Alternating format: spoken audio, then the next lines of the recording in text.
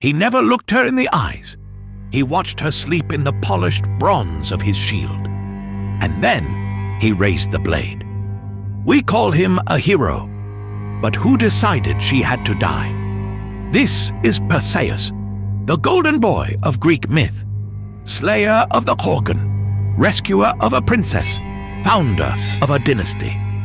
Every retelling crowns him, but strip away the polish and read the oldest sources line by line, and a darker question surfaces.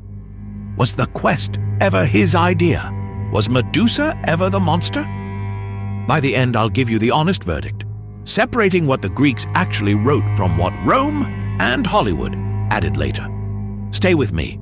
The man you think you know was set up. Chapter 1. The Trap. Open the Bibliotheca, the great myth handbook attributed to Apollodorus. Book 2. The king of the little island of Seriphos is Polydectes, and he wants Perseus's mother, Danae. The problem is the son. Perseus stands in the way. So the king throws a banquet, demands gifts from every guest, and corners the boy with a question he cannot answer with money. What would you bring me, Perseus? And Perseus, proud, baited, young, blurts out the one thing that could get him killed: the head of the Gorgon Medusa. The king smiles. He holds him to it. Notice what just happened. This was never a noble calling.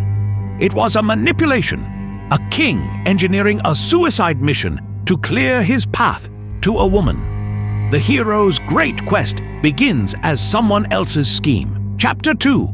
The gods step in. Here, the same source tells us Perseus does not go alone, and does not go equipped by his own hand. Hermes and Athena find him. They guide him to the Grey sisters who share one eye, and Perseus steals that eye to force directions out of them. Then come the gifts: winged sandals, a cap of invisibility, a special pouch, and Athena's polished shield to use as a mirror, so he never has to meet Medusa's gaze. Think about what this means. Every advantage that makes the kill possible is divine. The root, the weapons, the trick of the mirror, handed to him. The gods didn't bless a hero. They armed an executioner and pointed him at a target. Chapter 3. The deed itself. And here is the detail the heroic posters never show you. In Apollodorus, Perseus finds the Gorgons asleep. Asleep. Watching her reflection in the shield, so her eyes can't turn him to stone, with Athena reportedly guiding his hand. He beheads her where she lies. This is not a duel. There is no exchange of blows, no monster rearing up. The most celebrated kill in Greek myth is the killing of a sleeping creature by an invisible man with a god steering the sword. Now, Medusa was deadly. Her gaze did petrify. By the logic of myth, she was lethal. But ask the honest question: is it heroism to execute a sleeping target you were tricked into hunting and equipped by gods to reach? And this is where the whole legend turns, because of who that sleeping creature used to be. If the Mythkeeper has earned a moment of your time, do one thing: follow the channel. Every myth, the honest version, no flattery, no cover-ups, because the next source rewrites everything you've just heard. Chapter 4. The Victim. In the oldest layer, Hesiod, around 700 BCE, Medusa is simply one of 3 Gorgon sisters, born monstrous, the only mortal one. No backstory, no tragedy, just a creature who could die. But roll forward 7 centuries to the Roman poet Ovid in the Metamorphoses, and Medusa is reinvented. Here she was once a stunning mortal woman, famous for her hair, until Poseidon, the sea god, violates her inside Athena's own temple. And Athena's response: she punishes not the god, but the victim, turning Medusa's hair to serpents, her face to a curse. I have to be honest with you here. This tragic origin is Ovid's Roman version, written centuries after the Greeks, and many scholars read it as Roman invention, not original myth. That's why it carries a red flag.